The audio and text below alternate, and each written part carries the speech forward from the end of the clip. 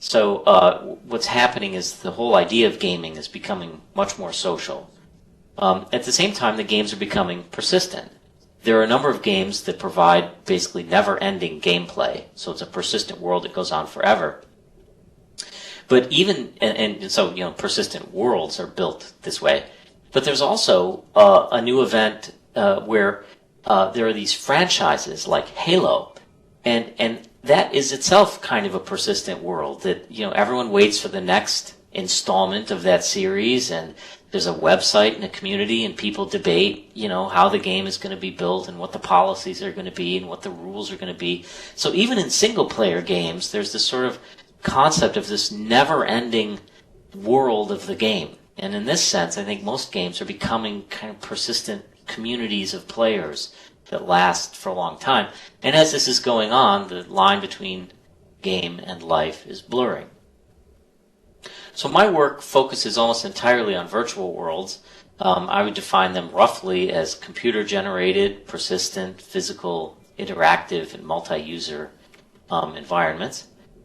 These kinds of virtual worlds are growing in impact. I won't go through the details on this slide, but reputable consulting firms tell us that within 3 or 4 years, there will be hundreds of millions of people who have avatars of one form or another in some kind of virtual world. And I know Hanno mentioned Lego Online. I just heard about Hello Kitty Online, and apparently that is going to break all kinds of records as well. So it's growing. It's with old people. It's with kids. It's happening everywhere. And I think this raises a lot of public policy questions, and this is where the things in virtual worlds start to affect the real world.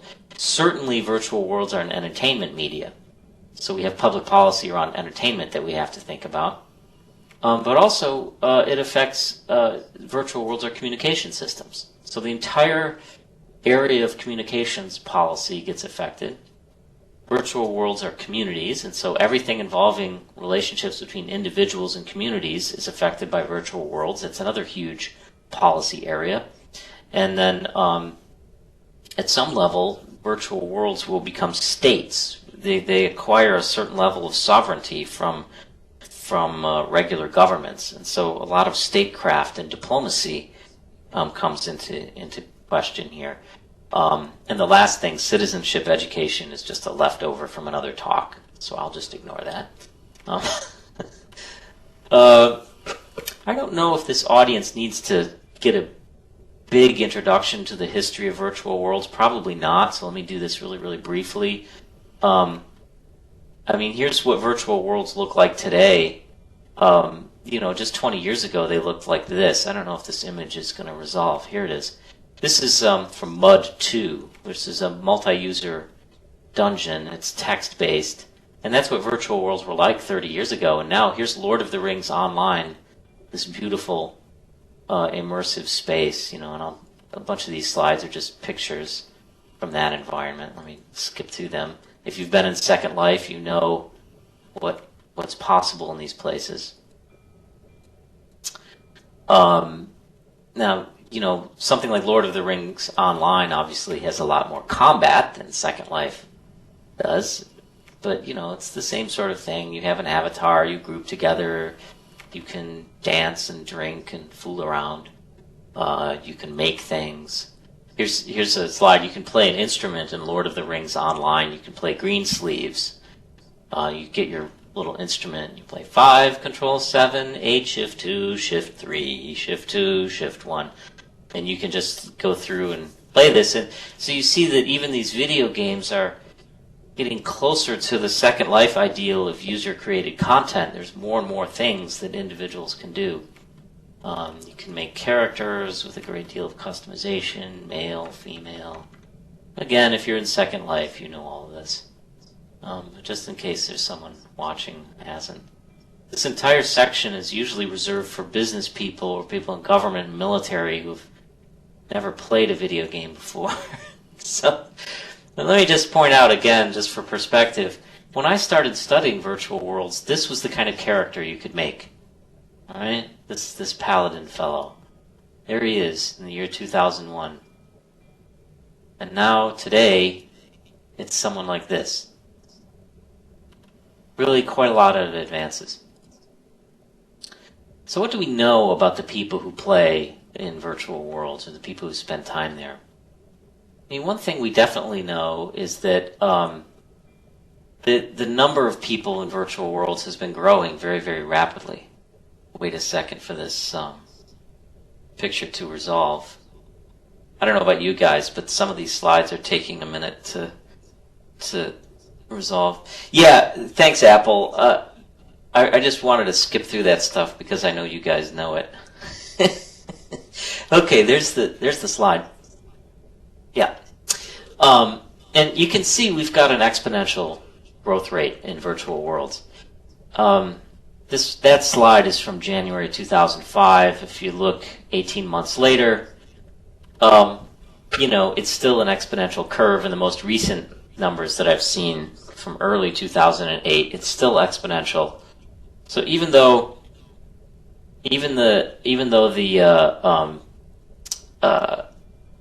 had like World of Warcraft and we've had Barbie Online and all these different ones come out, you'd think that this would start to eat into the demand a little bit and the growth would slow.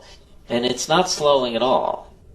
In fact, new business models are being invented every day, that it's becoming harder and harder to even count how many people are in virtual worlds. I mean, it's easily in the dozens of millions right now, and it's getting bigger at an increasing rate. So, I keep asking myself, is there a theoretical reason why this would stop? At what point would this stop? And I can't come up with any reason. And so I'm thinking probably it's going to be penetration at the level of the internet eventually, which is a lot. Okay, so you guys know all that. So let me use economics as a more concrete example of how virtual worlds have effects. Let's just go on to the next slide. That one's taking up. Let's let this one resolve. What this is this is an image from the auction house, again in World of Warcraft. Second Life has a market. World of Warcraft has a market. EverQuest has a market. All of these virtual worlds have markets. And when there's a market, there's trading. And, a lot of people who are sort of serious people out there say, well, that's not serious economics. They're playing, they're trading, magic wands or goofy heads or something. It doesn't really matter. And you have to remind economists that there's this thing called the subjective theory of value. The subjective theory of value was discovered more than 100 years ago and quickly became a centerpiece of contemporary economic thinking. Okay?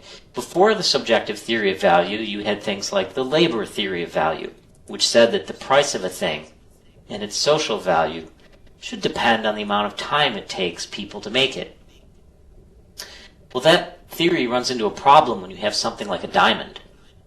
Because once you hack it out of the earth, that's all the work that there is to it. Why should that command any price at all? And yet, the Hope diamond is an incredibly expensive thing.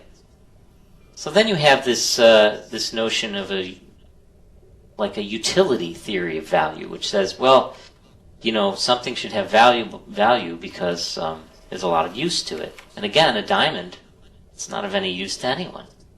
So the subjective theory of value is the right one, and it says that markets determine whether or not something's valuable.